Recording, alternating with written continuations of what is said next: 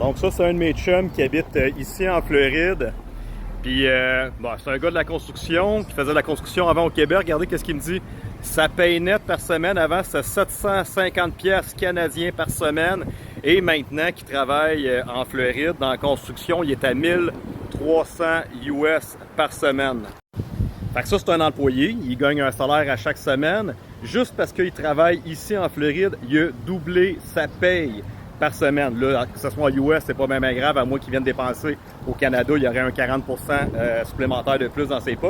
Sur sa paye, tu comprends qu'il se fait pas enculer par la RBQ, la CCQ, après ça, son syndicat qui sert absolument à rien, qui vient tout voler de l'argent. Fait que juste de faire la même job en tant que salarié, il lui reste 2 fois plus de cash dans ses poches par semaine. Donc 2 fois la qualité de vie qu'il y avait au Canada.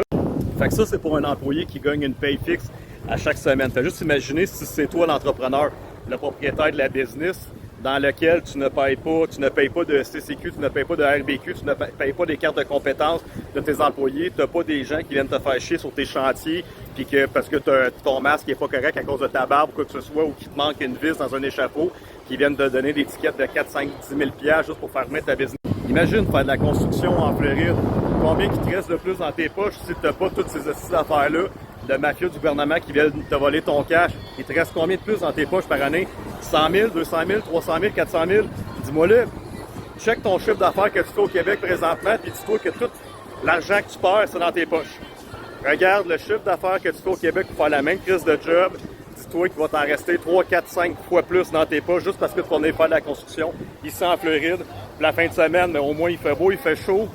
Bon, il n'y a pas grand soleil aujourd'hui, mais il y a des palmiers, il y a de la vague, il y a des gens qui prennent une marche. Puis à tous les fins de semaine, tu peux aller te ressourcer sur le bord de la mer et à la plage. Bon. C'est ça les vies en Floride.